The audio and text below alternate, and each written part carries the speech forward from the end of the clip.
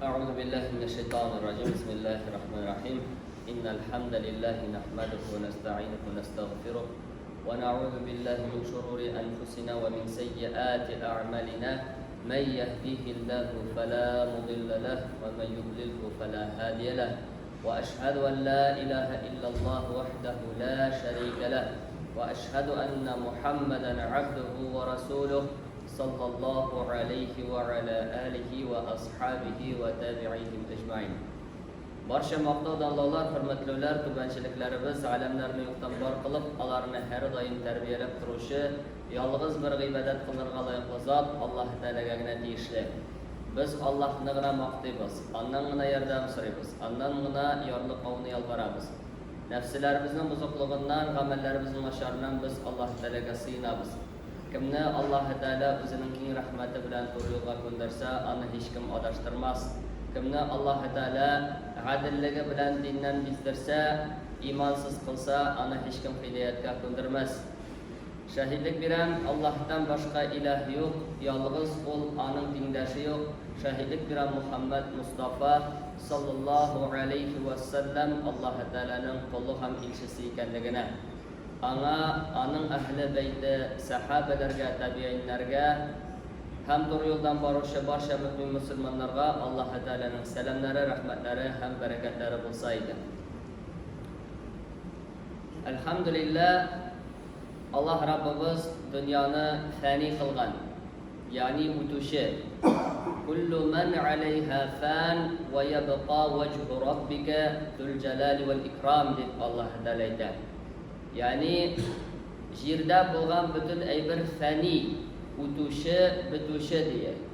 Manga bo'lgan zot ul Alloh taolaginadir deb zul jalali wal ikram, hurmat ham buyuklik egasi bo'lgan Robbingina mangilikdir diye. Umr o'ta. Kishi o'z umrida turli sho'rlarni o'tib ketadi.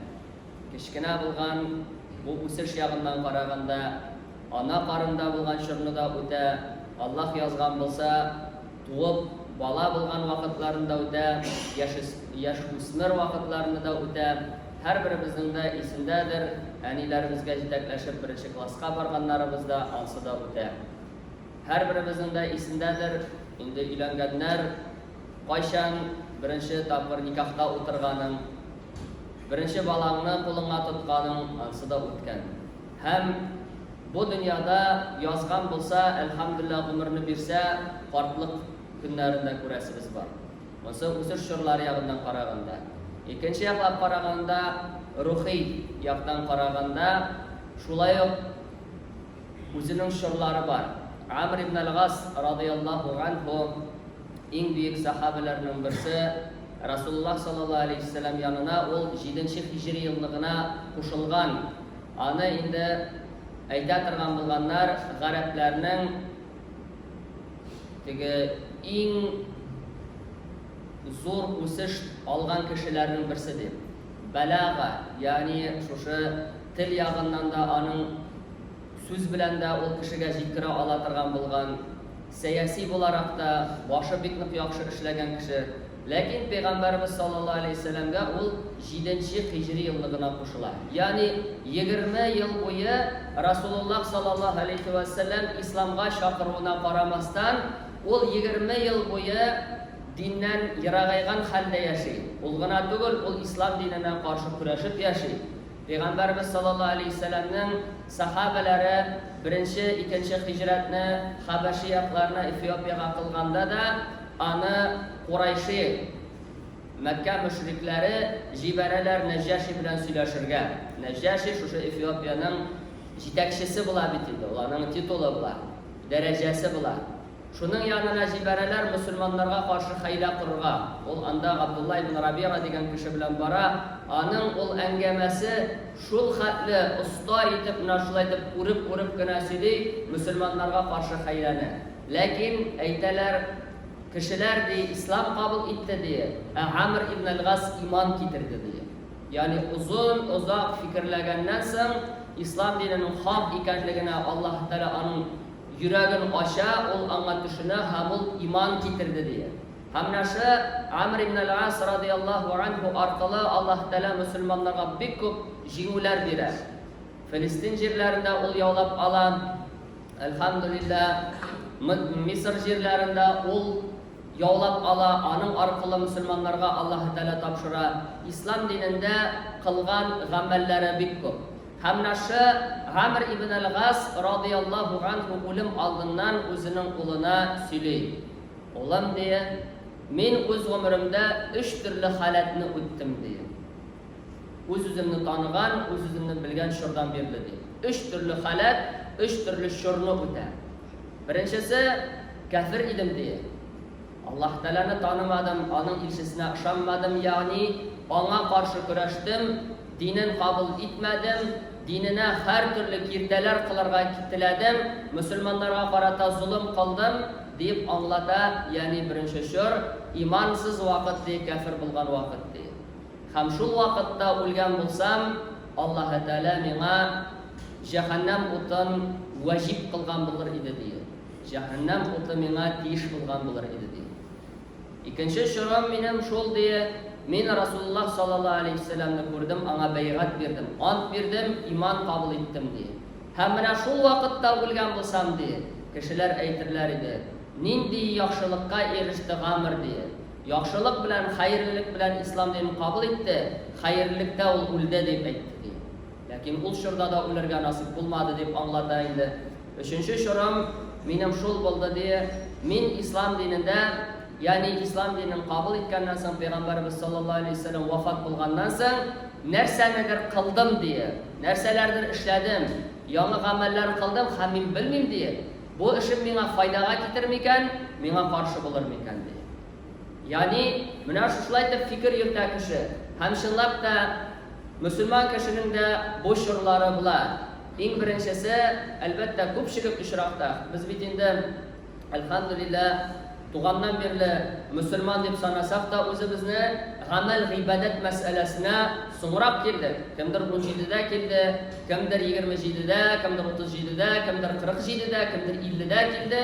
Akirnab endi islom dini bizga onun amallarini o'tawga akirnab qaytib boramiz. Ham mana shu amallarni turg'izgancha hatli vaqt, agar da biz ul vaqtda o'lgan bo'lsak, agar da Alloh taolo bizning jonimizni olgan bo'lsa, bunda endi imin qoluga tege mumkinliklar ozroq bo'lar edi. Namozsiz, ro'zasiz, g'aybat suylagan holda, balki harom rizq oshagan holda, balki riba qilgan holda, ham boshqa shunday amallarni qilgan holda o'lgan bo'lsa, bizning imin bo'lishimizga mumkinliklar ozroq bo'lar edi. Alloh taolo bizga famanallohu alayna, ham bizga Alloh taolo o'zining keng rahmatini nasib etdi, o'zining ne'matini nasib etdi. Vaqti kelib jetgach, ko'ngillarimizga shosha solingan iman burtuklari alhamdulillah o'zining jimishlarini berdi. Namozga bosdi. Ham eng mana shu namoz o'qiy boshlagandagi, dinga kelgandagi vaqt eng shista, eng yaxshi vaqt bo'lib sanaladi. Ham alhamdulillah islom dinida da bor anday kishilar dinga kelgan shu vaqtdan gunohda o'tkazsa da, islom dinina keladi, shunday zo'r jiddilik bilan, kuch bilan alhamdulillah shunday zo'r ilhamlanib deb aytganda, niq ilhamlanib shosha amal ibodat qiluv masalasini kiradi, tavba eti ham Alloh taolo shu vaqtda jonin oladi. Ham eng shista vaqtda ham mana biz bilamiz bitinda alhamdulillah g'olimlar aytadigan bo'lganlar, birgina sajdam qabul bo'lganligini eshitsam edi, bilsam edim, shu vaqtda o'larga tilar edim deya. Biz endi tege namozlarimizni o'qiymiz, amal ibodatlarimizni qilamiz. Ko'p vaqtda biz ani unutilib da ketamiz, ne uchun qilganida, tege namoz vaqtida da yashirin batirin tugal, tegesi kira, misi kira, tege fikr kira, misi bu fikr kira, o'tin azirlarga kerak, tegesini olib qaytarga kerak, mas'ul ishlarga kerak, bundan so'ng bunda yetishirga kerak. Assalomu alaykum va rahmatulloh, assalomu alaykum va rahmatulloh. Allohu akbar. Narsa o'qanimda unutib qo'yasan qo'y vaqtda.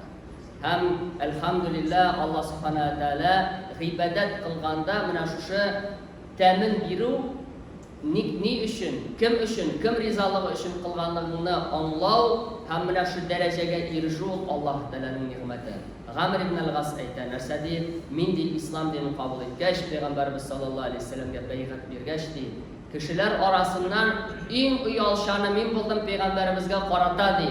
Мин аның йөзенә дә тутырып карый алмадым ди. Мин аның йөзенә дә тутырып карый алмадым, электән булган шушы аңа карата мөгамәләм сәбәпле ди. Һәм менә шушы иң чиста вакыт шул булыр иде ди. Шул вакытта үлгән булсам, кешеләр әйтерләр иде ди. Хәерлелектә ислам динен кабул итте һәм хәерлелектә ул үлде ди. Ләкин бу шур насип булмады дип аңлата. Өченче шур нәрсә? Расулуллаһ саллаллаһу алейһи ва сәлләм вафат булганнан соң дәвам иткән тормыш. Müstakil рәвештә вахи тукталган, Пәйгамбәрбез саллаллаһу алейһи ва сәлләм динне җиткергән, аңлатып киткән, калган кеше һәрберсе үзенең тормышын үзе алып бара һәм һәрбер кеше үзе өчен үзе җаваплы икәнлеген аңлаган вакыт. Бер караганда ул кыен, бер караганда күп мөмкинлекләрне бирә һәм бер караганда аның дәрәҗәсе дә зуррак. Һәм инде без дия гамәлләр кыла башладык дия. Үзебездән чыгып, müstakil рәвештә Пәйгамбәрбез саллаллаһу алейһи ва сәлләмнең сөннәтенә һәм Коръәнгә нигезләнгән рәвештә булуына карамастан, müstakil рәвештә аның әмерсез ди. Һәм мин белмим ди, гамәлем миңа файдага китерерме ди, миңа каршы булырмы дип Гамр ибн ал-Гас әйтә торган булган. Әлхәмдүлилләһ, шуңа күрә безгә Пәйгамбәрбез саллаллаһу алейһи ва сәлләм юлын аңлатып биргән, Аллаһ Раббыбыз безгә үзенең әмерләрен җиткергән, безгә шуның буенча гына барырга кирәк. Һәм менә шушының инде ике сүзенә генә тукталып китәсе килә. Менә шу үлем алдыннан әйткән сүзләр ул шулай ук Гамр ибн ал-Ас радиллаһу анһу бик тирән мәгънәдәге сүзләр. Аллаһумма амартана фa'асайна ди. Эй Аллаһ, син безгә әмер иттең, без сиңа караштык ди. Адам баласы табигаты буенча карашучан. Аллаһ субхана ва тааля иман китергә куша, аңа тиңдәшлек, иптәшлек кылмаска куша. Аллаһ Раббыбыз үзенең әмерләрен үтәргә куша, әмма аның әмерләрен үтәүчеләр күпме. Син безгә әмер иттең, эй Аллаһ, без сиңа караштык ди. Сахаба, хөрмәтле сахаба, дәрәҗәле сахаба шулай дип әйтә. Син әмер иттең, без караштык. وَنَهَيْتَنَا فَمَنْ تَهَيْنَا diye. Син безгә диye тыйдың, без тыйыла алмадык diye. Адам баласының табигатыннан бөтен тыйганнардан тыйылып бетә алмый адам баласы. Үзеннән үзе сизмәстән харам кылынган әйберләргә кирип китә. Гайбат булсын, бохтан булсын, яла ягу булсын, кешене тикшерү булсын, кеше хакына кирү булсын. Чөнки Пәйгамбәрбез саллаллаһу алейһи ва сәлләм әйтә бит инде, дөреслектә мөэмингә харам, мөэминнең җаны аның дие, намусы аның малы дие. Ләкин күпчелек вакытта кеше башка кешенең өлешенә керә. Намусына пычрак ата, аның малына кулын суза зулым белән, аның гомеренә кулын суза. وَنَهَيْتَنَا فَمَنْ تَهَيْنَا. Син безгә тыйдың, без тыйыла алмадык дие. Эй Раббыбыз дие. Ягъни нәрсәне күрсәтә Амр ибн ал-Гас радиллаһу анһу. Ул бит үзенең шушы гөнаһлы икәнлеген түгел, адам баласының һәр вакыт туры юлдан гына бара алмаганлыгын күрсәтә. Ул робот түгел, Аллаһ Тәгалә кушканлыгына ул үтәп яши алмый, ул тайпылырга мөмкин, теләсә кайсы минутта. Һәм нәрсә дие? وَلَا يَسَعُنَا إِلَّا رَحْمَتُكَ يَا أَرْحَمَ الرَّاحِمِينَ дие. Һәм дие, эй Аллаһ дие, безне сыендыра ала фақат синең рәхмәтең генә, синең гафу итүең генә, эй рәхимлеләрнең рәхимлесе дие. Әгәр дә Аллаһ субхана ва тааля теләмәсә, әгәр дә Аллаһ Тәгалә безгә мәрхәмәтле булмаса, без мәңге уңышка ирешәсе түгелбез. Риваятлардан күренгәнчә, кеше 500 ел буе сәҗдәдә үткәрсә дә, ул үзенә бирелгән нигъмәтләрне Аллаһ Тәгаләгә кайтарып бетерә алмый. Бер күз нигъмәтенә генә тора. Ә безгә бирелгән шушы кыска гына гомер, 60-70 арасындагы гомер, без нәрсә әйтә алабыз? وَلَا يَسَعُنَا إِلَّا عَفْوُكَ يَا أَرْحَمَ الرَّاحِمِينَ дип кенә әйтә алабыз. Эй Аллаһ, безне сыендырыр фақат синең гафу итүең генә, эй рәхимлеләрнең рәхимлесе. Аллаһ Раббыбыз һәр барчаларыбызга да мәрхәмәтле булсын, аның кушканнарын үтәп, тыйганнарына тыйлып яшәүләребезне насыйп итсен, ныклы иман, тәүфыйк, һидаят, истиқамәтләрне бирсен. Раббыбыз безне бу дөньяда да зур дәрәҗәләргә ирештерсен. Хәерле, бәрәкәтле, jamoat uchun foydali bo'lgan bandalardan qilsin. Ham endi oxir sug'ishlarimizni sulaganda da eng xayrli holatimizda, iymonli holatimizda, g'afu etilgan holatimizda, amallarimizni qabul etgan holatda Alloh taolo jonlarimizni o'zining rahmat farishtalari orqali oldirsaydi. Ya arhamar rohimin. وأقول قولي هذا وأستغفر الله لي ولكم ولسائر جماعة المسلمين إنه هو الغفور الرحيم الجواد الكريم السميع العليم سميع الدعاء.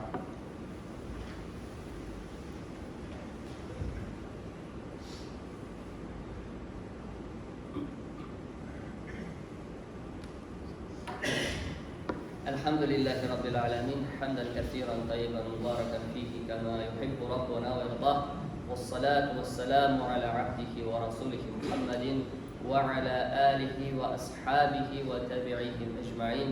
إن الله وملائكته يصلون على النبي يا أيها الذين آمنوا صلوا عليه وسلموا تسليما. اللهم اغفر للمؤمنين والمؤمنات والمسلمين والمسلمات الأحياء منهم والأموات. اللهم أعز الإسلام وانصر المسلمين وارفع راية الإسلام فوق كل شعار، ووفق ولاة الأمور إلى ما تحب وترضاه يا رب العالمين ويا خير الناصرين. توفنا مسلمين وألحقنا بالصالحين. وصلى الله تعالى على خير خلقه محمد وعلى آله وأصحابه وتابعهم أجمعين. وقيموا الصلاة.